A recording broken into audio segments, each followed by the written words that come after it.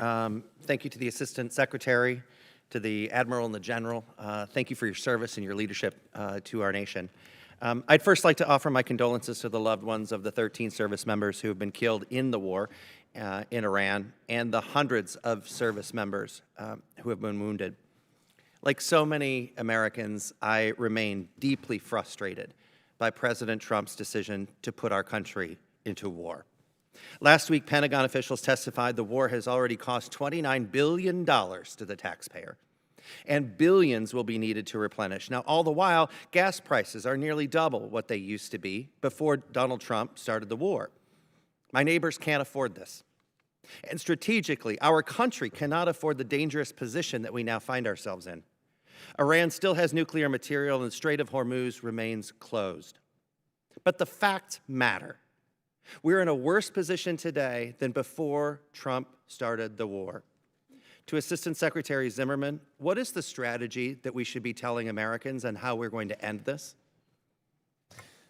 Congressman, my view, and I think the testimony you've heard today, is that we are not in a worse position when it comes to our national security interests than before the war. So I would respectfully push back on that point. So you said that we're executing a blockade. A blockade is an act of war. No, that means that we are in a war.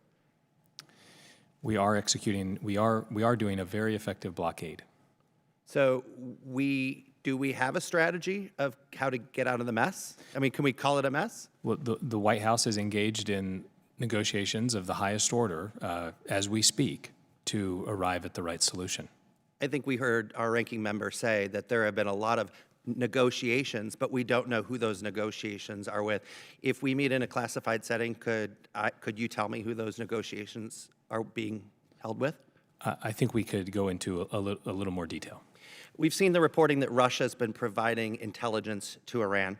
Mr. Zimmerman, what assistance has Russia been providing Iran? Perhaps that'd be best to defer to the closed session as well. Could you confirm that Russia is working with Iran to undermine the efforts of the United States? Russia and Iran have a long-term partnership, and we can talk in further detail. Have we taken steps to get Russia to stop working with and sharing intelligence with Iran?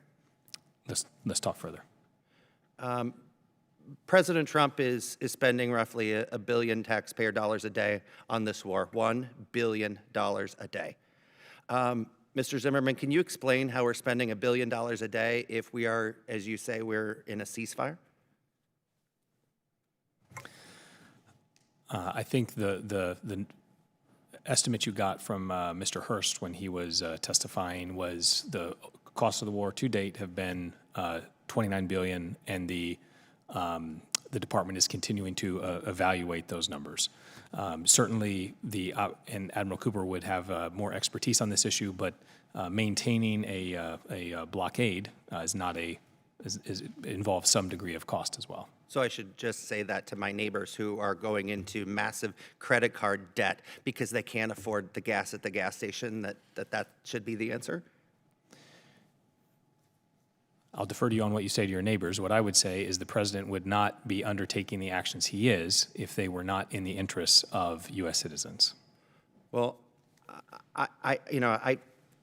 if President Trump was serious about preventing Iran from acquiring a nuclear weapon or having this capability, he would not have blown up the nuclear deal in 2018.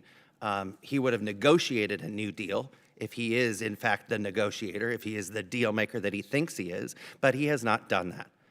And if President Trump insists on spending $1 billion a day, I'd love to talk to him about how we provide school lunches to children, or ending homelessness, or making sure that people can afford their health care, or the massive credit card debt that we are going to see massive defaults in just a matter of months if people can't fill their gas tanks with the liquid that they have in their bank accounts. Mr. Chairman, I yield back.